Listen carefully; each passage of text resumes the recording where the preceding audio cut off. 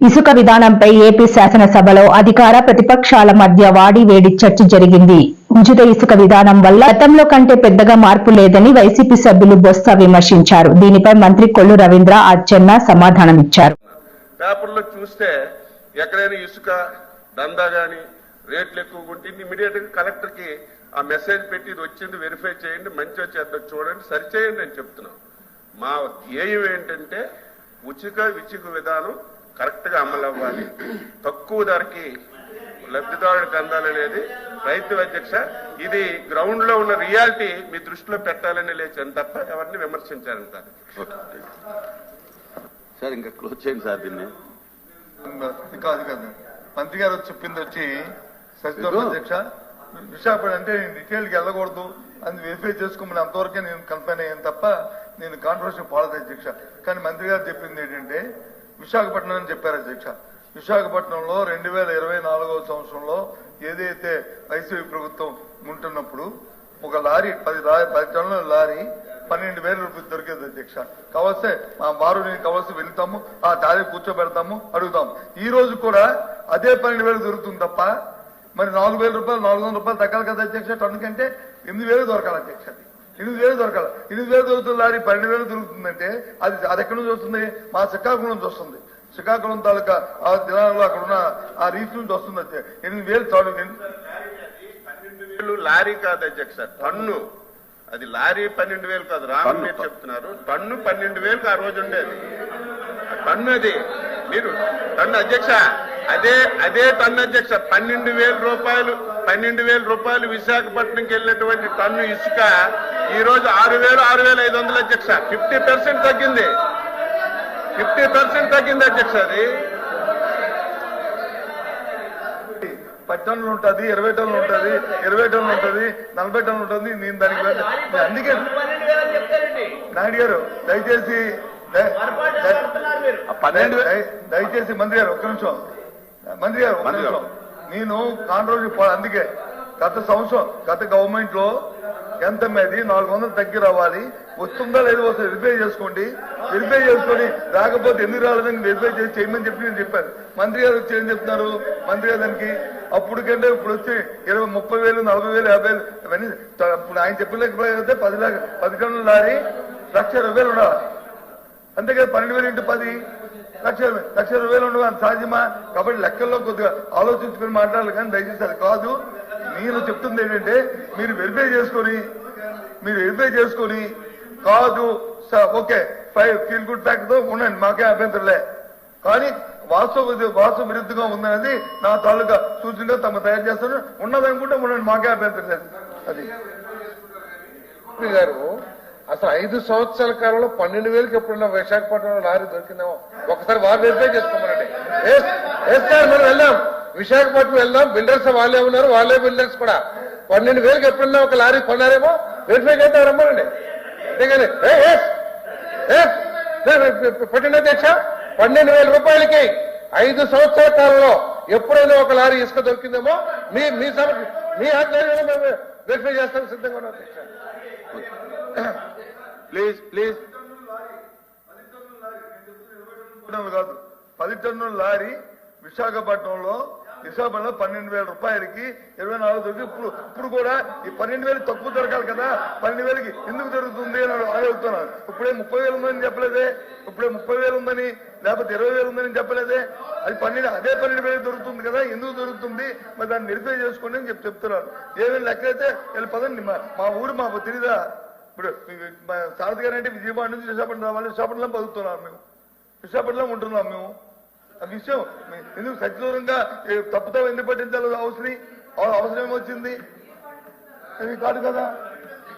10 turns అంటే 3 యూనిట్లు. LOP గారు ఏం ఆలోచిస్తున్నారు కానీ అదే ట్రాన్స్పోర్ట్ కాస్ట్ ఎంత అయింది అదంతా కూడా వెరిఫై చేయకోకుండా సభను తప్పుదోవ పట్టించాలంటే వేరేది కాదు అధ్యక్ష. ఎందుకంటే వారు నిరూపించుకోవాల్సిన బాధ్యత ఉండదు కాబట్టి ఏదో ఒక బుర్ర జల్లేస్తే చాలని మాట్లాడితే ఎప్పుడు 12,000కి లేదు అధ్యక్ష. ఓకే ప్లీజ్ కూర్చోండి అధ్యక్ష. సరే ఇంకా ముగిద్దామండి. గౌరవనీయులు పెద్దలు ఎల్ఓపి గారు చెప్పినట్టుగా ఒకవేళ ఏదైనా చిన్న పొరపాటు ఏమైనా పడ్డారేమో అధ్యక్ష.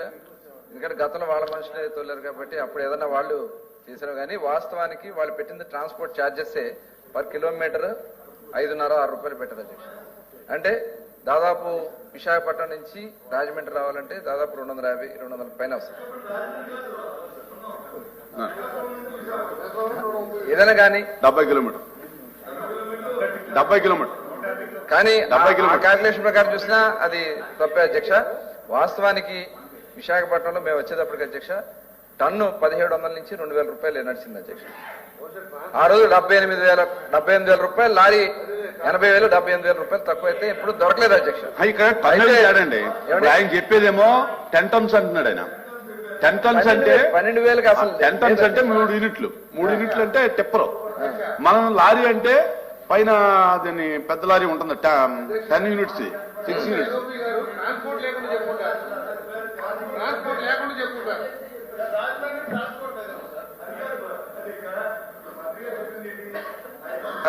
కిలోమీటర్కి వచ్చి 5 రూపాయలు 6 రూపాయలు చెప్పారు కదా. శ్రీకాకుళం నుంచి 6 రూపాయలు లెక్క, 6 రూపాయలు కదా 7 రూపాయలు లెక్క ఇస్తే 7,000 రూపాయలు అవుద్ది, 8,000 రూపాయలు అవుద్ది ప్లస్ ఈ ఛార్జీ. నేను అదే చెప్పాను, నేనేమి తప్పు చెప్పలేదే. నేను ట్రాన్స్పోర్ట్ నేను చెప్పింది మీరు ఊరు తొందరపడి ఏది మాట్లాడినా ఏదో నెగిటివ్ గా మాట్లాడతామనే ఫీలింగ్ తో అర్థం చేసుకుంటే మేమేం చేయలేము. దయచేసి నేనేం చెప్పాను, ఆలోచించండి, కనుక్కోండి, మీరు అధికారులు కూడా కనుక్కోండి, అప్పుడు ఎంత వస్తుంది, ఎంత వస్తుంది, ఎందుకు 4,000 రూపాయలు రాలేదని ఒకసారి రివ్యూ చేయండి మంత్రి గారు అని చెప్పాను తప్ప నేనేం చెప్పలేదే. నేను చెప్పింది అర్థం. ఒకవేళ వచ్చిందనుకో ఫైన్, లేదు ఉన్నదని మీరు ఫీల్ అయ్యారు అనుకో ఫైన్, దానికేమీ లేదే. నేను చెప్పింది అది. అంతేగాని మీతో బాధించి మీతో నేను కాంట్రవర్సీ తీసుకుంటాం అధ్యక్ష. మీరు కూడా ఒకసారి వెరిఫై చేసుకోండి అధ్యక్ష. ఎందుకంటే మేము ఎంత తక్కువ ఇవ్వడానికి గౌరవ ముఖ్యమంత్రి గారు ఎంత మనం ట్రాన్స్పోర్టేషన్ తగ్గించవచ్చు, ఎంత లోడింగ్ తగ్గించవచ్చు అనేది ఓపెన్ గా మేము పారదర్శకంగా ఆక్షన్స్ కండక్ట్ చేసాం అధ్యక్ష. టెండర్ల సిస్టమ్ చేసాం అధ్యక్ష. జిల్లాల్లో అతి తక్కువ ధరకి మనం ఇవాళ 60 రూపాయలకే మాన్యువల్ లోడింగ్ కి, సెమీ మెకానిజం లోడింగ్ కి 60 రూపాయలే వస్తుంది అధ్యక్ష. మేము మా ముఖ్యమంత్రి గారు శాండ్ విషయంలో చాలా పర్టికులర్గా ఉన్న అధ్యక్ష. ఎట్టి పరిస్థితుల్లో ప్రజలకి మాక్సిమం ఎంత తక్కువ ధరకు ఇవ్వాలనే దానికోసం మేము ఆలోచన చేస్తున్నాం. దీనికోసం టోటల్ మానిటరింగ్ సిస్టమ్ పెట్టాము అధ్యక్ష. ప్రతి వెహికల్ కూడా ట్రాన్స్పరెంట్ గా పెట్టాము. దానికి GPS సిస్టమ్ పెట్టి ట్రాకింగ్ చేస్తూ ప్రతి వెహికల్ కూడా ఎప్పటికప్పుడు మేము పరిశీలన చేస్తాం అధ్యక్ష. ఎంత తక్కువకి ఇవ్వడానికి మేము సిద్ధంగా ఉన్నాం. ఉచితంగా ప్రజలకు వాళ్లే వచ్చి, ఇప్పుడు సపోజ్ వాళ్ళు వెహికల్ తీసుకొచ్చి వస్తే ఎవరు వచ్చినా సరే వాళ్ళకి ఉచితంగా వాళ్ళే లోడ్ చేసుకుని వాళ్ళే తీసుకెళ్ళచ్చు అధ్యక్ష. ఇందులో ఒక్క పైసా కూడా ప్రభుత్వం ఆదాయంగా చూసుకోదలుచుకోలేదు. రాష్ట్ర అభివృద్ధిలో శాండ్ అనేది చాలా అవసరం. దాన్ని ఉచితంగా ఇవ్వాలని ముఖ్యమంత్రి గారి ఆకాంక్షకు తగిన విధంగా పనిచేసి రాష్ట్ర ప్రజలకు ఉచితంగా శాండ్ ఇస్తున్నాం అధ్యక్ష.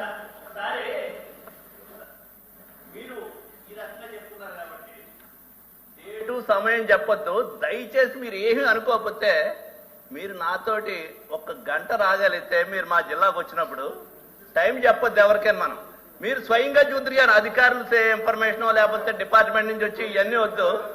దయచేసి మంత్రి గారు, నాకు కూడా మంచి స్నేహితులు, 1 గంట టైం స్పెండ్ చేయండి. అక్కడ జరిగేది ఏంటో మీకే తెలుస్తుంది. నేను అదేగా చెప్పాను రాంభూపాల్ గారు, నేను చెప్పింది అది ముందే చెప్పాను. ఓకే అధ్యక్ష, నేను ముందే చెప్పాను. అది మీరు సభ్యులు మంత్రులు గమనించమని చెప్పి కూడా క్లియర్ గా చెప్పాను నేను. మీరు దాని గురించి అడిగితే, నన్ను అడిగితే నేనే చెప్తాను.